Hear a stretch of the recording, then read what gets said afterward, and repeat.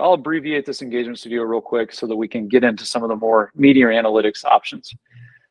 Scenario here, now that the audience has been segmented and activated, sales has asked marketing if they would set up an automated journey to handle the email send. They would like a top-of-mind email program that stays in touch with leads who need nurturing. The program will send a combination of white papers, blog content, along with more personal email check-ins from the account owner in Salesforce. And based on engagement, sales can better monitor via the prospect score where the lead account is in the sales cycle. So we set the stage on all of this. We've talked quite a bit about scoring and grading, how all of this works, but let's look at how we would accomplish this in the system. So we're going to go to automations. I have an engagement studio program that I've already built out, and we're going to open that up. It's called Top of Mind Program. We will resize this. So you'll see that we have a list feeding this program. You have to have at least one, and you can't have multiple. But we have the Top of Mind program, which includes our Daily Bugle team that has the industry equals media as their criteria.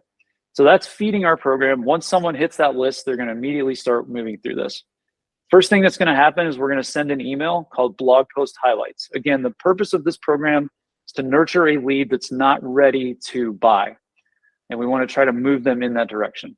So we're going to send out some content that is specific to their industry, try to give them some really valuable content, and also position ourselves as experts in that industry. After we send that email, we're going to have a trigger. There are different types of triggers available in the system. You also have form submissions, custom redirect link clicks, and file downloads are some of the other options. But we're going to use a email click as our trigger here.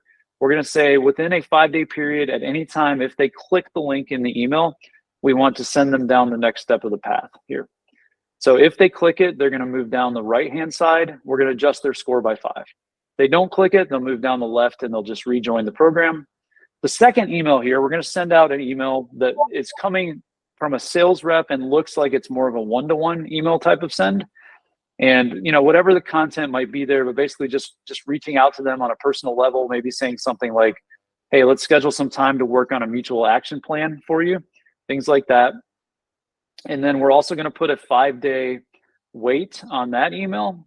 Same story as the above email. If they move down the yes path, we'll adjust the score. If they don't click the link, they move down the no path. And then getting into the bottom part here, we're going to send another blog post highlights type of email. Again, just trying to send them some relevant content. Going to put the trigger on there again for the 5 days. If they click the link, this time we're going to notify the assigned user. We're going to say, hey, it might be time for you to push that deal closer to close and try to close business with that person or that account. And then under this, we also are going to do an add to list and just make sure that they receive future education nurture because they've been very interested in the content we've sent out so far. And then if they don't click the link, we're going to send another email that's a sales rep type of outreach and just sort of reach out to that prospect and say, hey, how can we help? How can we get you there? So that is the abbreviated version of the Top of Mind program so that we can jump back into the analytics side. We looked at a lead nurture type of Top of Mind program and what that would look like from an automated email send. And there's all kinds of different engagement studio programs you can do. We see welcome series used a lot where you're just sending a series of 3 emails and that's all you're doing. You're not necessarily taking advantage of some of these other bells and whistles like triggers or criteria. All right, moving on to number 6 here, report and analyze. So how do we tie this all together? Once we've run our marketing campaign, we've successfully started closing some of these Salesforce opportunities or deals. How do we look at the attribution and the ROI? So the scenario here is once the marketing team has completed the request from sales, both teams are eager to track and measure their success. They would like to see the overall marketing ROI by opportunity and accounts, the assets and campaigns associated with the ROI, and also drill down into individual engagement on their records in Salesforce. So I'm going to show you a couple of different orgs here. We're going to look inside of the Plative org, and then I'm also going to, for client privacy purposes, on one of the dashboards I want to show you, I'm going to use my developer org just so we keep some of that information private. We have an app that's built within Analytics Studio. This is the home tab of what you would log into for the first time, but I have the Plative webinar app open. So you create an app, and then the app houses dashboards, lenses, and data sets inside of the CRM tool. And some of these are out-of-the-box data sets and dashboards.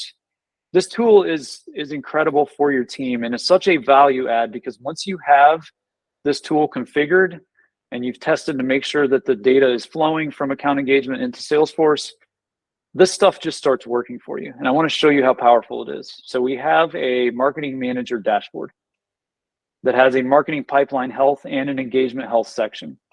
So you can see here we've got a section for pipeline deals. We can hover over and look at the different stages: closed won, closed lost, proposal.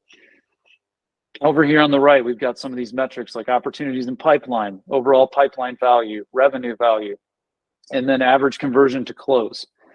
On the right-hand side, we have the revenue by campaign.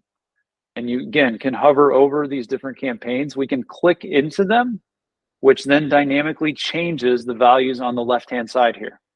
Super powerful, super simple to get started taking a look with some of these out-of-the-box dashboards and just increasing your organization-wide knowledge of your success rates on campaigns and what your ROI is looking like. And then on the bottom, we have this engagement health section where we can see some high-level engagement in relation to list emails, forms, and landing pages. And then if we open up another dashboard here, we also have an out-of-the-box dashboard called engagement. So this has a lot of the same stuff from that engagement health section that was at the bottom of the marketing manager, but it's in greater detail. We have a full section here for list email engagement, email templates, forms, and then landing pages, all within one dashboard here. We also have some really nice toggle buttons that are already dynamically linked, so we can switch between unique clicks, total CTR, total opens. And then scrolling down, if you wanted to look under your landing page engagement here, if you hover over these bars, you can also change the view on your left-hand side here as well. So that's all dynamically linked. And this is all out of the box, folks. Once you get it set up and running, such a value add for your organization. One other dashboard I want to show you inside of Plativ's org here is we have this multi-touch attribution dashboard. Such a relevant conversation in 2023, right? As we talk about, and Greg talked a lot about this earlier, all of the different channels that we have, all of the different paid ads, and then we have emails, and we have different things that are going out in our different campaigns. And how do we tie it all together? Well, a marketing attribution dashboard is a great way to do that. It does require some back-end setup. You have to tell Salesforce what your model is. And so we have even touch distribution, we have first touch, or you can set it up as last touch in the system. So that's another conversation strategy-wise that your organization will need to have on what you want your primary model set to. The nice thing about this, though, is Plative has ours set to even touch, meaning that you are grabbing all of the information for the campaigns you're running and you're equally distributing that information, right? Based on the campaigns that people have taken activities on, the engagement history related to those campaigns, and how it ties into your overall opportunities and accounts and you closing that revenue. But the great thing about this dashboard is even though even touch is our primary, we can also switch here to first touch. And if we want to take a look at that and just see how those numbers differ, we can do that. So this is a super powerful tool. We can switch it back to even touch there.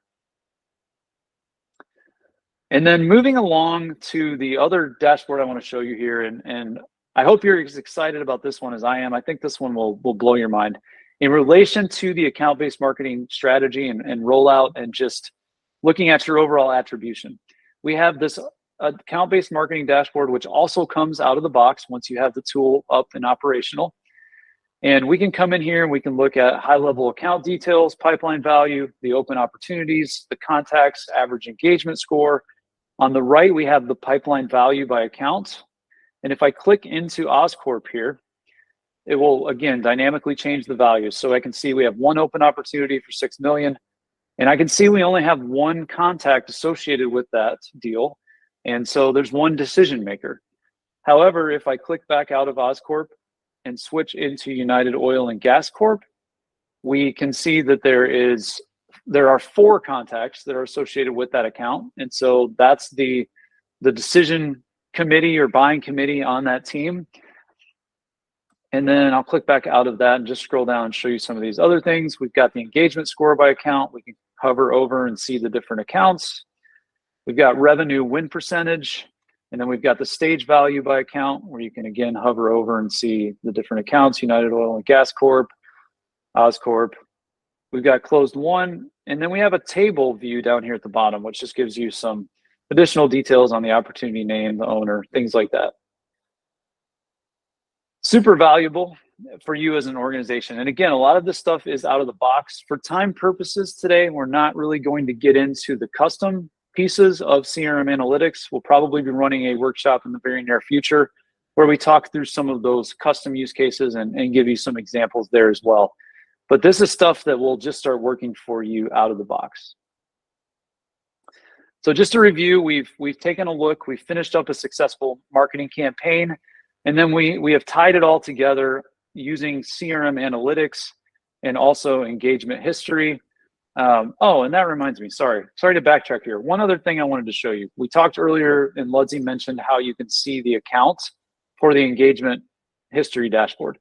So if we click into this Oscorp record, we click open record, this will take us to our Oscorp account. And then if we go to the marketing analytics tab here, this is what Ludsey was referencing earlier, where we have the engagement history that's based on the account. And so again, Kurt Connors is the only decision maker on this one, but if we had other contacts related, then they would show up here also, and we would see their engagement history and their activities. Such a powerful tool in its own right. And also want to throw out the caveat that CRM Analytics and engagement history dashboards, they are not tied to the same permission sets and licensing. So, a lot of times we'll run into clients that don't realize they have certain licensing inside of their org, and they're not utilizing some of these tools. So just want to throw that out there. Plative's here to help. We want to see you be successful. And in 2023, having some of these analytical tools is really going to help drive your overall success and win you more deals.